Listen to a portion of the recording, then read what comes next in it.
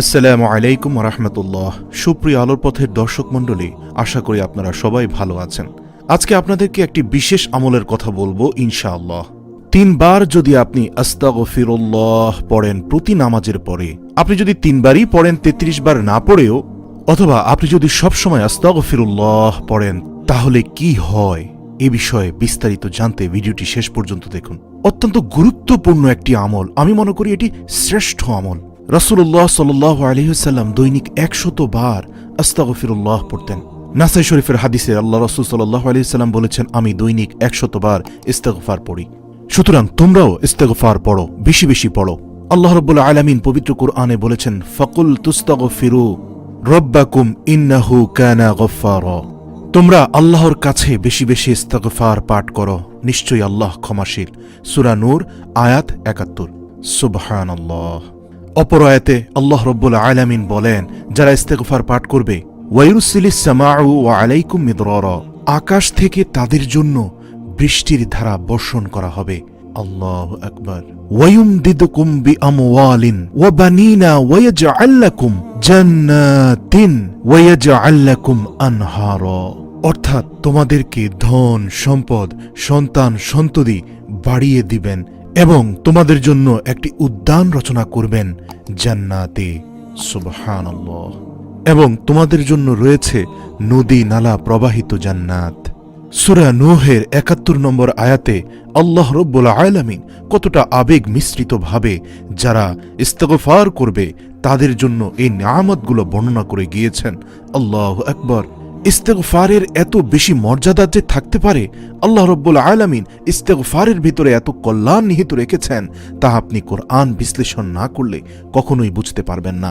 কতটা সুন্দর করে এই যারা তওবা ইস্তেগফার করবে তাদের ফজিলত আল্লাহ রাব্বুল আলামিন এই আয়াতদ্বয়ে উল্লেখ করে গিয়েছেন। তো প্রিয় দর্শক, এবার আমরা জানব ইস্তেগফার পাঠ করলে কি কি বিষয় হতে পারে। ইস্তেগফারের ফজিলত সমূহ আমরা জানব ইনশাআল্লাহ। ইস্তেগফার নবী রাসূলদের আমল, ইস্তেগফার আল্লাহ রাব্বুল আলামিনের কাছে সবচেয়ে প্রিয় আমল। প্রিয় দর্শক, এই ইস্তেগফার পাঠ করলে আল্লাহ রাব্বুল আলামিনের নৈকট্য লাভ হয় এবং আল্লাহ রাব্বুল আলামিন তার গুনাহসমূহ মাফ করে দেন।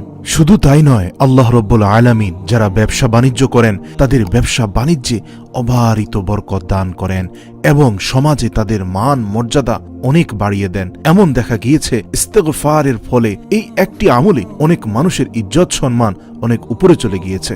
শুধু তাই নয়, আল্লাহ রাব্বুল আলামিন তার উপর রহমত ও বরকত নাজিল করেন, তার পরিবারের উপরও রহমত নাজিল করেন।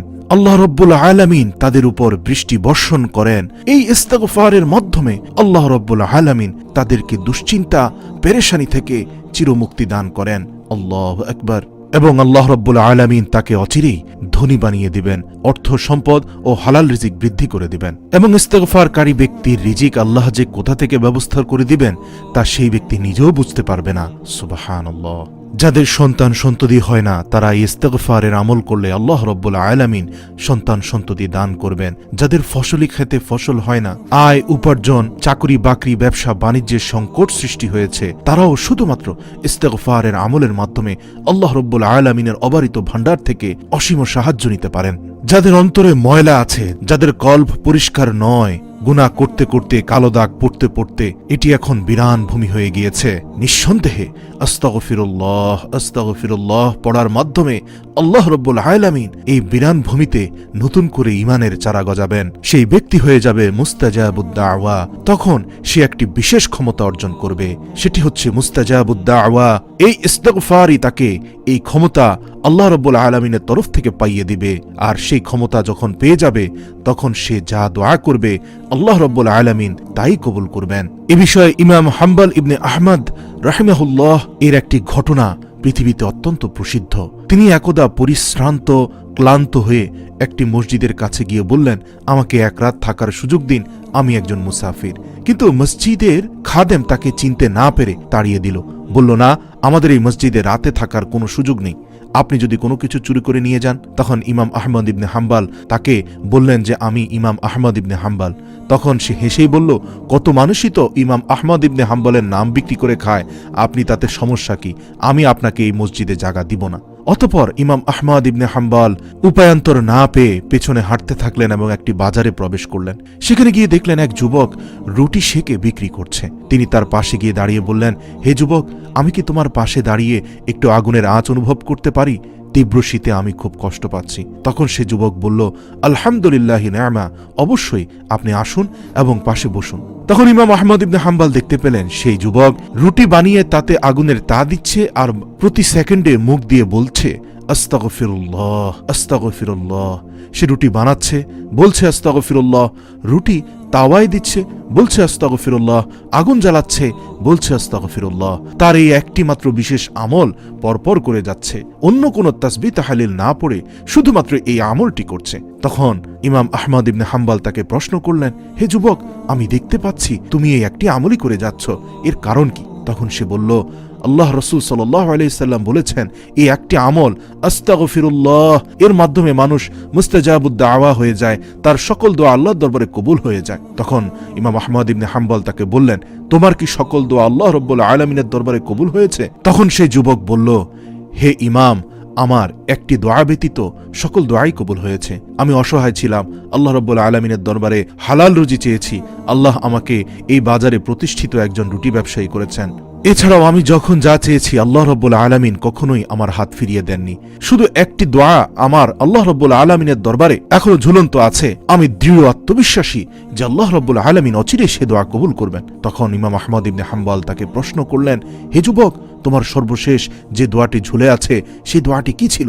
সে বলল, আমি এই উপমহাদেশের সর্বশ্রেষ্ঠ আলেম দ্বীন ইমাম আহমদ ইবনে হাম্বলকে অত্যন্ত ভালোবাসি। আমি সেই ইমাম আহমদ ইবনে হাম্বলের সাথে জীবনের শেষবারের জন্য হলেও একবার সাক্ষাৎ করতে চাই। আমি আল্লাহ রাব্বুল আলামিনের দরবারে প্রার্থনা করেছি, হে আল্লাহ, আপনি মৃত্যুর আগের দিন হলো ইমাম আহমদ ইবনে হাম্বলের সাথে আমার সাক্ষাৎ করিয়ে দিন। তখন ইমাম আহমদ ইবনে হাম্বল দু চোখের পানি ছেড়ে দিয়ে বললেন, হে ভাই আমার, তোমার এই দোয়া আল্লাহ রাব্বুল আলামিন কবুল করেছেন। তোমাকে ইমাম আহমদ ইবনে হাম্বলের নিকট নিয়ে যাননি, বরং ইমাম আহমদ ইবনে হাম্বলকে তোমার কাছে নিয়ে এসেছেন। আল্লাহু আকবার। তখন সেই যুবক তার দিকে তাকালো। ইমাম আহমদ ইবনে হাম্বল তাকে বুকে টেনে নিয়ে বললেন, হ্যাঁ, আমি তোমার সেই ইমাম আহমদ ইবনে হাম্বল। সুবহানাল্লাহ। আব্দুল্লাহ ইবনে আব্বাস রাদিয়াল্লাহু থেকে বর্ণিত, রাসূলুল্লাহ সাল্লাল্লাহু আলাইহি সাল্লাম বলেন, কেউ সবসময় ইস্তেগফার আঁকড়ে ধরলে আল্লাহ তার প্রতিটি সংকটের পথ খুলে দেন, তাকে সব দুশ্চিন্তা থেকে মুক্ত করেন এবং তাকে এমনভাবে জীবিকা দান করেন সে ধারণাও করতে পারে না। আবু দাউদ। প্রতিনিয়ত আল্লাহর কাছে ক্ষমা চাওয়া মানুষের খুবই প্রয়োজন, বিশেষ করে পাপাচার ও দুষ্কৃতিতে সয়লাভ হয়ে যাওয়া বর্তমান সময়টায় যেন আল্লাহ স্বীয় কৃপায় জীবদ্দশায় ও মৃত্যুর পর তার অবস্থা সংশোধন করে দেন।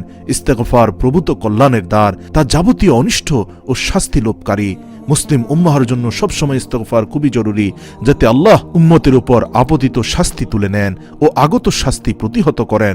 শয়তান যাকে বিভ্রান্ত করেছে, যে কল্যাণ থেকে বিমুখ হয়েছে এবং দোয়ার উপকারিতা ও বরকত যার জানা নেই, শুধু সেই ইস্তেগফার থেকে দূরে থাকে। কোরআন ও সুন্নাহ ইস্তেগফারের ফজিলত বর্ণনায় ভরপুর। আল্লাহ রাব্বুল আলামিন বলেন, কেন তোমরা আল্লাহর কাছে ক্ষমা প্রার্থনা করছো না, যাতে তোমরা অনুগ্রহভাজন হতে পারো? সূরা নামল আয়াত 46। আল্লাহর বলেন, আর আল্লাহ এমন নন যে যারা তার কাছে ক্ষমা প্রার্থনা করবে তিনি তাদের শাস্তি দিবেন। সূরা আনফাল আয়াত 33। আবু মুসা রাদিয়াল্লাহু তাআলা আনহু বলেন, তোমাদের মধ্যে দুইটি নিরাপত্তা বলয় বা বেষ্টনী ছিল। এক, নবী করিম সাল্লাল্লাহু আলাইহি ওয়াসাল্লাম, তিনি তো দুনিয়া ছেড়ে চলে গেছেন। আর দ্বিতীয় যে বেষ্টনীটি এখনো অবশিষ্ট হয়েছে সেটি হচ্ছে ইস্তেগফার তথা আস্তাগফিরুল্লাহ। আল্লাহু আকবার। আল্লাহ রাব্বুল আলামিন এই ইস্তেগফারের যথাযথ মূল্যায়ন করার তৌফিক দান করুক। আজকের এই যুব সমাজ তথ্য প্রযুক্তি বিভিন্ন ধরনের সামাজিক ফিতনা ফাসাদে জর্জরিত হয়ে ভয়ঙ্কর সব কবিরা গুনাহে জর্জরিত। শুধুমাত্র আস্তাগফিরুল্লাহ এই আমলের মাধ্যমে আমরা আল্লাহ রাব্বুল আলামিনের তরফ থেকে পাওয়া দ্বিতীয় বেষ্টনী তথা আল্লাহর বলয়ের মধ্যে প্রবেশ করতে পারব এবং আল্লাহ রাব্বুল আলামিন হয়ে যাবেন আমাদের সুরক্ষা দানকারী। রিপোর্টের শেষ অনুরোধ করছি, দৈনিক 100 বার করে আস্তাগফিরুল্লাহ পড়ার শপথ নিয়েছেন কারা কারা আমাদের কমেন্ট করে জানান। আর ভিডিওটি ভালো লাগলে অবশ্যই শেয়ার করে আপনার বন্ধুদের জানিয়ে দিন।